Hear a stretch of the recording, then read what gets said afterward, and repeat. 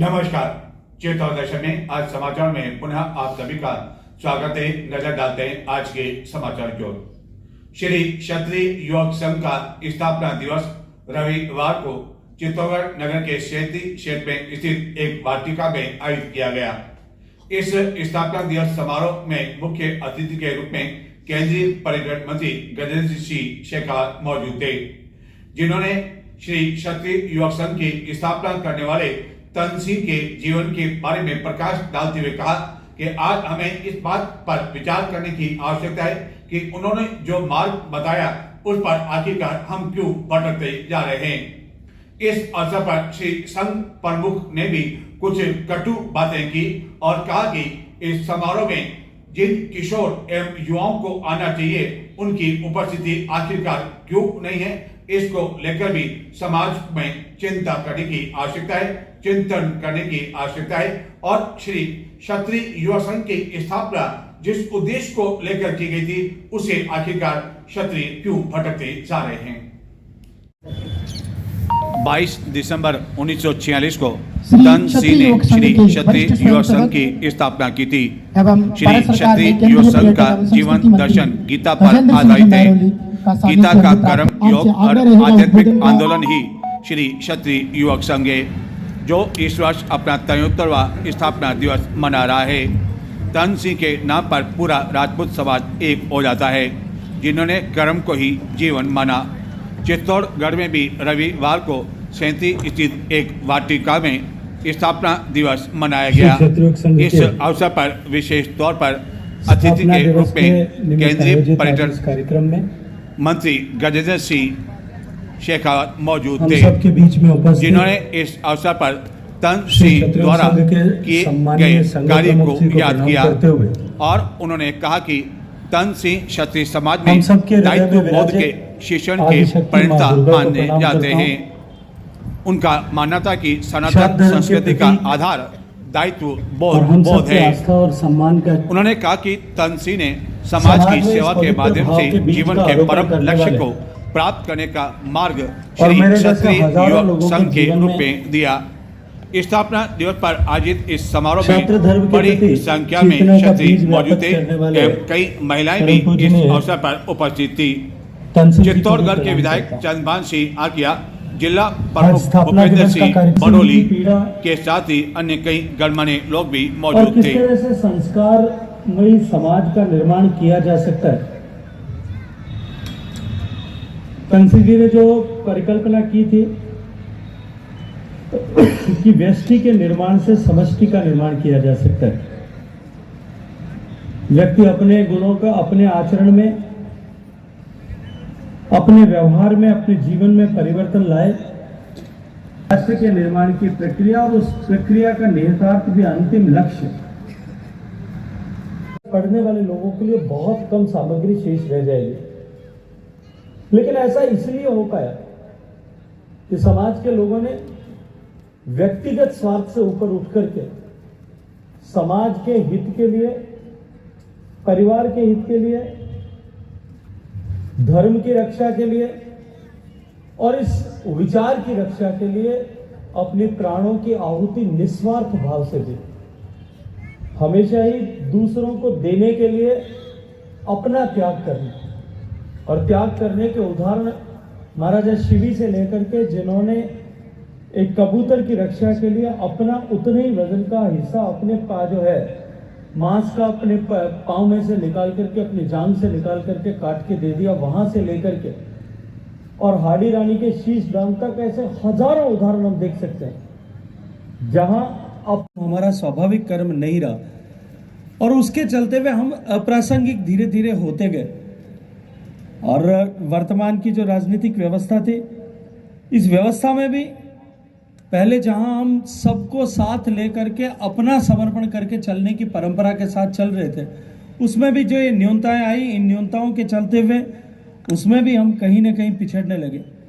लेकिन निश्चित ही एक बार फिर आज ऐसे मुकाम पर आकर के जब समाज खड़ा हुआ है कि भारत में विरासत का, भारत की सांस्कृतिक परंपराओं का सम्मान एक बार फिर नए सिरे से स्थापित हो रहा है, ऐसे समय में एक अवसर जब भारत परिवर्तित हो रहा है और पूरा विश्व इस बात को स्वीकार करता है कि भारत अब एक नए संपरिवर्तन के दौर से गुजर रहा है, तब हमें अपने स्वाभाविक गुणों को एक बार पुनः से जो कहा, शौर्यम तेजो धृतिर्दाक्षम युद्धे चाप्य पलायनम दानम ईश्वर भावश्च क्षत्रिय, वो इन गुणों से, जिन गुणों की चर्चा की, उन गुणों से यदि परिपूरित है तो ही वो क्षत्रिय कहलाने का अधिकारी है। हम आत्मावलोकन करें कि हम इनमें से कितने गुणों का धारण करते हैं, हम इनमें से कितने गुणों का अपने स्वभाव में उतारते हैं। और ये क्षत्रिय संघ की परंपरा जो है, ये क्षत्रिय संघ की शिक्षण प्रणाली जो है, वो इन सारे गुणों को हमारे जीवन में उतारने का सहज रूप से उपक्रम करती है। न दिखता है और न दिखाने की कोशिश की जाती है, लेकिन सहज रूप से धीरे धीरे एक एक दिन आपको सिखा करके, आपको अहंकार शून्य करते हुए, आपको जो है आपके अंदर स्वाभाविक छात्रत्व के गुणों का समावेश करने का काम क्षत्रिय संघ करता है। और मैं तो जिम्मेदारी से अनेक अवसरों पर कहता हूँ कि मैं आज जो कुछ भी हूँ, जो कुछ भी मैंने सीखा है, जो कुछ भी मैंने पाया है, अगर उसका बीज कहीं से प्राप्त हुआ है तो वो क्षत्रिय संघ से प्रारंभ हुआ है। मैं जब स्कूल में यहाँ पढ़ता था चित्तौड़ में, तभी पहली बार आदरणीय गंगा सिंह जी के सानिध्य में मुझे क्षत्रिय संघ के साथ में जुड़ने का अवसर मिला था। और तब से जो यात्रा प्रारंभ हुई थी, वो यात्रा आज तक अनवरत जारी है। और मैं आप सब से आग्रह करूँगा कि आदरणीय गंगा सिंह जी ने जो विस्तार से अभी बात की है कि हमारे परिवार की आने वाली पीढ़ी, बहुत सारे लोग मुझे ऐसे मिलते हैं जो राजनीतिक क्षेत्र में काम करने वाले लोग या सामाजिक क्षेत्र में काम करने वाले लोग, बिना क्षत्रिय संघ को जाने हुए, क्षत्रिय संघ को छुए बिना, वो केवल उसको परिभाषित करके और उसको कहीं न कहीं उसको बदनाम करने की चेष्टा करते हैं अपने राजनीतिक स्वार्थ के लिए। ये जो 100 साल की, पिछले 75 साल की थाती जो श्री क्षत्रिय संघ की है, इस विचार को परिपुष्ट करने के बजाय हम इस विचार को क्षरित करने के लिए काम करते हैं। निश्चित रूप से मैं आग्रह करूंगा कि उन सारे लोगों को भी श्री क्षत्रिय संघ के साथ में एक बार परिचय के लिए जोड़ने की आवश्यकता है। और इस तरह के कार्यक्रम जो हम बृहत्तर सामाजिक कार्यक्रम करते हैं, ये उसका एक उपक्रम है कि हम क्षत्रिय संघ को कम से कम छू करके देख सकें, उसकी बात को सुनने का एक अवसर मिले, उसकी बात को समझने का अवसर मिले, और उसके बाद में परिवार अगर उससे जुड़े तो निश्चित ही परिवार का कल्याण और परिवार के कल्याण के साथ में राष्ट्र के निर्माण के लिए काम किया जा सकता है। मैं बहुत विस्तार से नहीं बात करते हुए, क्योंकि श्रद्धेय संघ प्रमुख साहब का मार्गदर्शन हम सबको मिलेगा, मैं आप सबको स्थापना दिवस की बहुत सारी बधाई देते हुए आप सबका हृदय पूर्वक अभिनंदन करता हूँ। इस अवसर पर प्रारंभ में अतिथियों द्वारा दीप प्रज्वलित किया गया। संघ प्रमुख द्वारा ध्वजारोहण किया गया। मीना कंवर द्वारा प्रार्थना, गंगा सिंह द्वारा सह गायन, दिलीप सिंह द्वारा नव वर्ष पठन किया गया। संघ प्रमुख ने इस अवसर पर कई कटु बातों का भी उल्लेख किया। उन्होंने 2 टूक शब्दों में कहा कि संस्कार में आ रही कमी चिंता का विषय है। क्षत्रिय एक जाति एवं विशेष कौम नहीं है, बल्कि वह एक देश धर्म की बात करता है। बताने वाला है तो उसको हम सुनने वाले नहीं है, और यदि को सुनने वाला है, सुनाने वाला है, तो हम समझने का प्रयास नहीं करते हैं। और क्षत्रिय संघ के संस्थापक पूज्य तन सिंह जी ने इसी चिंतन को, जिस चिंतन की मैं बात कर रहा हूं, अकेले में बैठकर इस बात का चिंतन किया कि भगवान ने मुझे उस कौम में जन्म दिया है, ऐसी कौम में जन्म दिया जिसमें भगवान राम जन्मे, ऐसी कौम में मुझे जन्मने का फल मिला है जिसमें भगवान श्री कृष्ण ने जन्म लिया। उनका पूर्वज होना मेरे लिए गौरवान्वित महसूस करता है। लेकिन कहां भगवान राम और भगवान कृष्ण, कहां महाराणा प्रताप और कहां महारानी पद्मिनी, कहां वो हाड़ी रानी, कहां वो मीरा और कहां मैं। इस बात पर जब हम तुलनात्मक अध्ययन करेंगे, तुलनात्मक हम उसको सोच विचार करेंगे, तो हमको पता चलेगा कि वास्तव में हम कहां हैं। हम अपने आप को उनके राम के साथ में जोड़ने का प्रयास तो करते हैं, भगवान कृष्ण के साथ में जोड़ने का प्रयास तो करते हैं, उन महाराणा प्रताप और दुर्गादास के साथ में जोड़ने का प्रयत्न तो करते हैं कि हमारे अंदर वो महाराणा प्रताप का तत्व कितना है, वो भगवान राम की मर्यादा, वो क्या हमारे अंदर किसी प्रकार से उतरी है क्या? ये थोड़ा सा विचार करने का हम प्रयत्न करेंगे तो हमें समझ में आएगा कि हमको वास्तव में करना क्या है। ऐसी ऐसे कुल में हमको जन्म लेने के बाद में, ऐसी कौम में हमको जन्म लेने के बाद में, जो कौम कभी किसी से हारी नहीं, वो कौम चाहे कैसा भी पक्ष हो, चाहे कोमल पक्ष हो, चाहे कैसा भी पक्ष हो, उसके अंदर उसने वीरताएं दागी है। उन्होंने उस सीमा तक जाने का प्रयास किया कि उस सीमा तक पहुंच। अंदर ये शक्ति है, तू 7 समुद्र उड़कर वहां पहुंच सकता लंका, तू कहां बैठा है इस प्रकार छुपकर? ऐसा जो रूप है, उस रूप को पहचानने का काम क्षत्रिय संघ करवाता है। लेकिन करवाए किसको? करवाए तो उसको जब यहां आए। मैं यहां संख्या देख रहा हूं, यहां पर जो लोग आए हैं उनकी उम्र का अगर औसत निकालूं तो औसत की उम्र आएगी 40 साल के व्यक्ति यहां पे सुनने को आए क्षत्रिय संघ की बात। क्यों नहीं आए वो 15 साल वाले बच्चे? क्यों नहीं आए वो 20 वाले बच्चे? नाम है क्षत्रिय युवक संघ, और युवक है, उन युवकों को इस प्रकार की शिक्षण देने का काम करता है क्षत्रिय संघ। हम बदलने का काम यदि किसी को कर सकते हैं तो विद्यार्थी को कर सकते हैं। हम बदलने का काम कर सकते हैं, उन बच्चों को कर सकते हैं। आपकी जो उम्र है, आप जो अधिकांश लोग आए हैं, उनको बदलना बड़ा मुश्किल काम है। हम छोटा पौधा होता है, आपने उदाहरण कभी देखा हो, और उस छोटे पौधे को हम किसी भी प्रकार से बनावट मोड़ के और उसकी बनावट कर सकते हैं और वो हो जाता है। जैसी बनावट उसकी हम करेंगे, उस छोटे पौधे को बनावट कर सकते हैं। लेकिन किसी बड़े पेड़ को यदि मोड़ कर बनाना चाहें तो वो टूट जाएगा। और यही बात कि जो इस उम्र को पार कर गए हैं, जिनकी स्लेट भर चुकी है लिख लिख कर, जिनकी कॉपी पे सब कुछ लिखा हुआ है, उस पर लिखने के लिए जगह नहीं है और उसको मिटाया भी नहीं जा सकता। इसलिए ऐसे बच्चों को बुलाकर, ऐसे एक युवाओं को बुलाकर क्षत्रिय संघ संस्कार निर्माण का काम करता है और उसका अभ्यास कराने का काम करता है। उस शौर्य को जो घर पे हमको जिस प्रकार की शिक्षा दी जा रही है, वो शिक्षा देकर नहीं, उस शौर्य को कि बिल्ली के सामने शेर किस प्रकार से बना जाता है, वो दिखाकर उसका अभ्यास कराकर क्षत्रिय संघ उसको शेर बनाने का प्रयास करता है। केंद्रीय पर्यटन मंत्री गजेंद्र सिंह शेखावत ने कहा कि चित्तौड़गढ़ दुर्ग पर एक के बाद एक लगातार जिस तरह अवैध अतिक्रमण हो रहे हैं, उसकी जानकारी उन्हें है। उनके संज्ञान में भी यह अतिक्रमण के बारे में जानकारी मिली है और इस बारे में जिला कलेक्टर को आवश्यक दिशा निर्देश दिए जाने के साथ ही पुरातत्व विभाग को सहयोग करने को कहा है और अतिक्रमण हटाने की कार्रवाई की जाएगी। पत्रकारों से बातचीत करते हुए शेखावत ने संविधान निर्माता डॉक्टर भीमराव अंबेडकर को लेकर गत दिनों संसद में जो कुछ बवाल मचा, उसको लेकर भी उन्होंने अपनी बात कही। सर, संविधान को लेकर काफी हो हल्ला हो रहा है संसद में, क्या कहना चाहेंगे?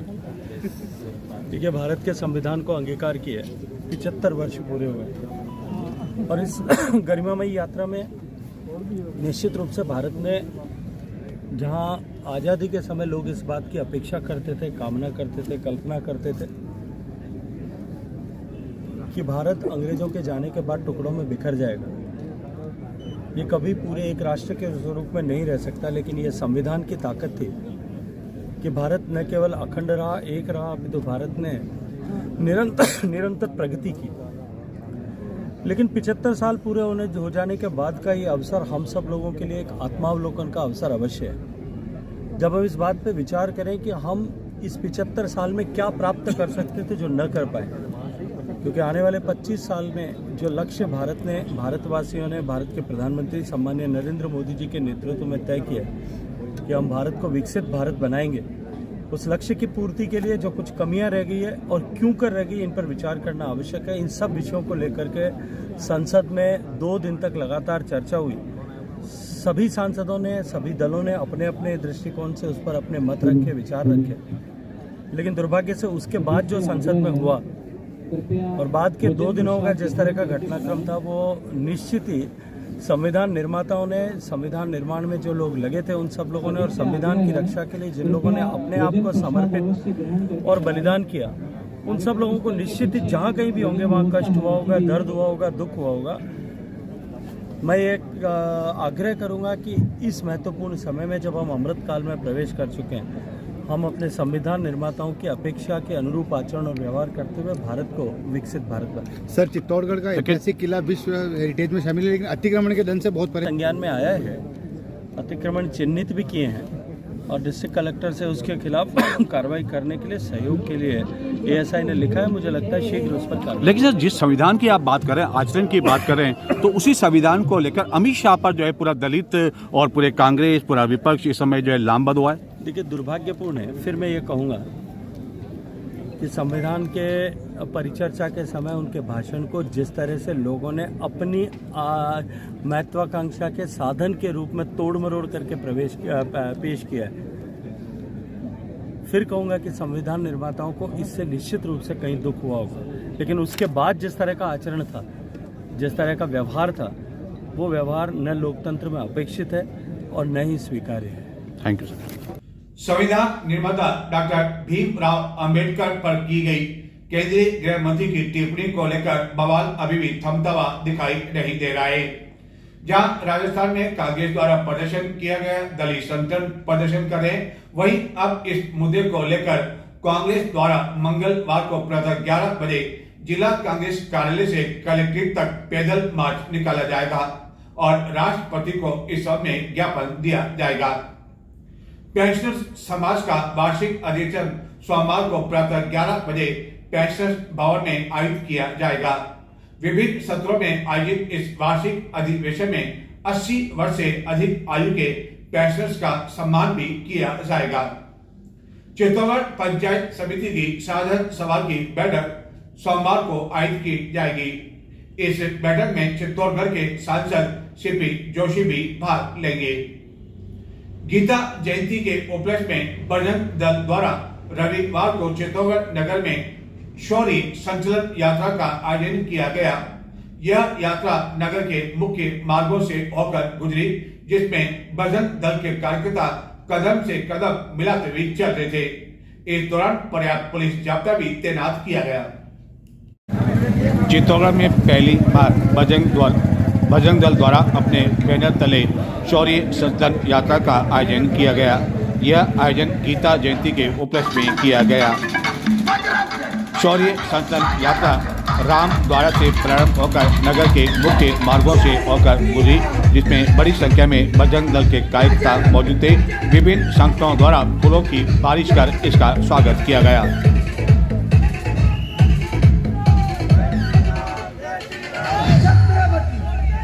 शिवाजी महाराज की जय।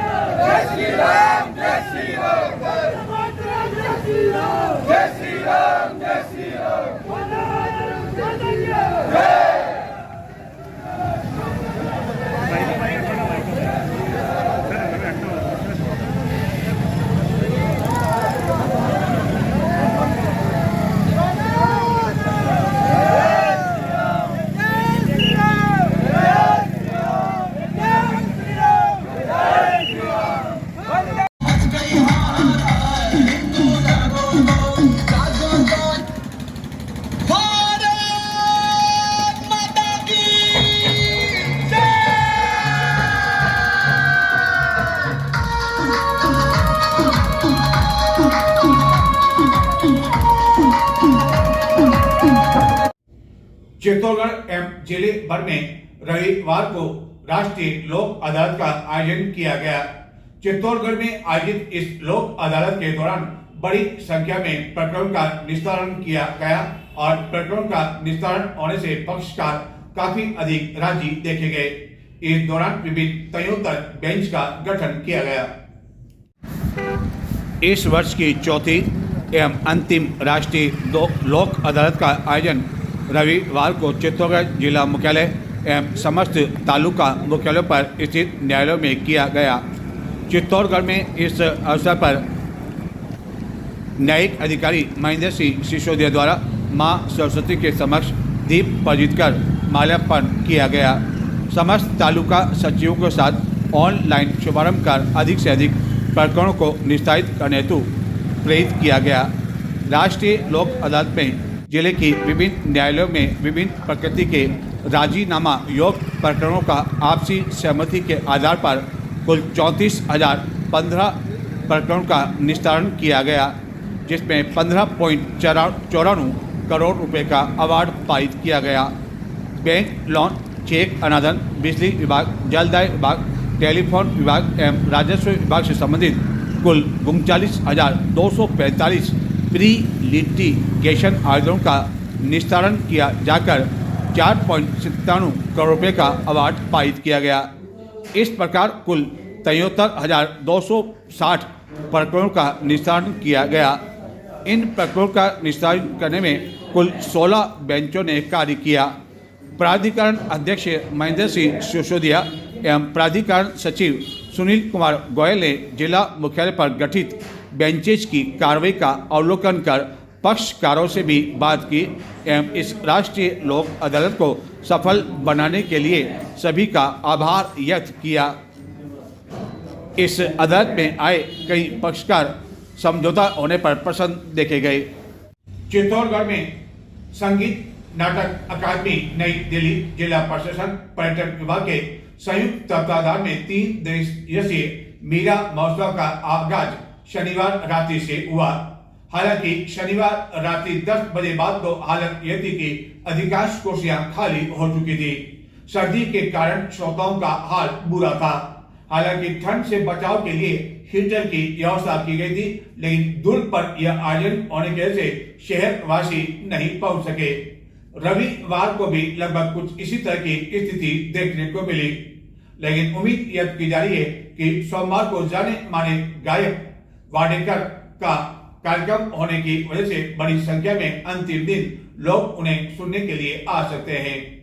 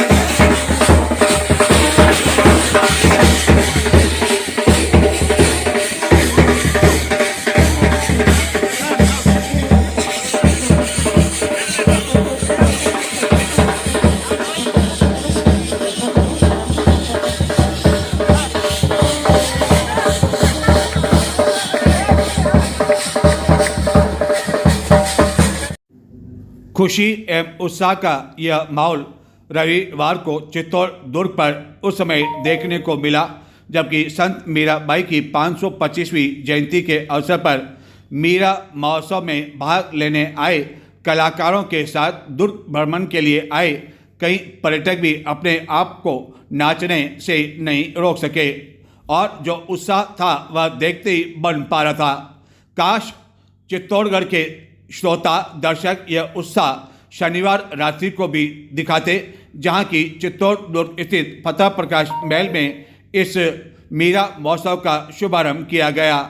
केंद्रीय संस्कृति एवं पर्यटन मंत्री गजेंद्र सिंह शेखावत ने इसका शुभारंभ किया। संगीत नाटक अकादमी नई दिल्ली जिला प्रशासन एवं पर्यटन विभाग की ओर से इस वर्ष इस महोत्सव का आयोजन किया जा रहा है, लेकिन शनिवार रात्रि को उच्च कोटि के कलाकार गायक होने के बावजूद दर्शकों की काफ़ी अधिक कमी रही। हालत यह थी कि गायक भी कहते रहे कि तालियां ही कलाकार के लिए सब कुछ होती है, लेकिन तालियां नहीं बज सकी क्योंकि लोग बड़ी संख्या में नहीं आ सके।